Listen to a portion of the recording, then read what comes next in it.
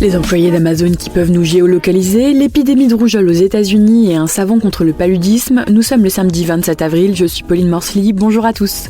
Voici votre concentré d'actualité scientifique sélectionné par Maxi Science. La différence entre l'homme des cavernes et nous, c'est le résultat de la science.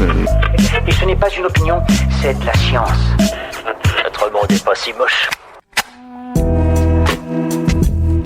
L'épidémie de rougeole fait rage aux États-Unis, 695 cas depuis le début de l'année, ce qui en fait la pire épidémie depuis 2000.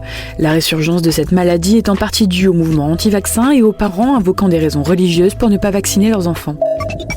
Des chercheurs de l'Institut Pasteur de Lille ont réussi à démontrer qu'un régime trop riche en graisse aggravait les maladies inflammatoires, dont le psoriasis, une maladie qui touche environ 3% de la population. Pratiquement aucun poussin n'a éclos dans le deuxième plus grand vivier de manchots empereurs de l'Antarctique. Ils sont normalement de 15 000 à 24 000 couples de manchots chaque année à Haley Bay, une station de recherche située au nord de l'Antarctique. Aucun spécimen n'y a été aperçu depuis 2016. En Ouganda, le paludisme est la première cause de mortalité des enfants de moins de 5 ans. Johanna Lubega est une entrepreneuse ougandaise qui a créé un savon imprégné de citronnelle, un répulsif naturel qui permet de repousser les moustiques et pourrait aider les personnes les plus défavorisées à se défendre contre cette maladie. Super, j'adore. Alors écoute-moi bien, je vais essayer d'être clair avec toi. Ouais, génial.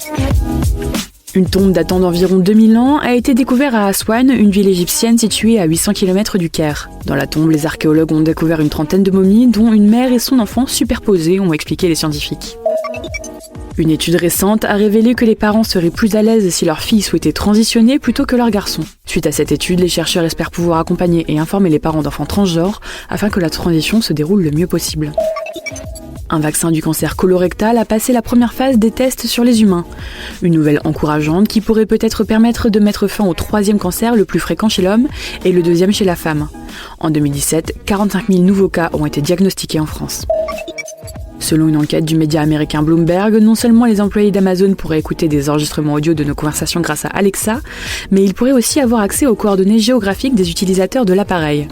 Amazon, de son côté, affirme que l'accès à ces informations est limité à un certain nombre d'employés afin d'améliorer leur service. C'est tout pour aujourd'hui. On vous dit à demain pour de nouvelles actualités scientifiques, mais en attendant, si vous souhaitez approfondir les nouvelles du jour, rendez-vous sur le site de Maxi Science. Voilà. Il ne reste plus qu'à vous remercier de votre attention. Au revoir.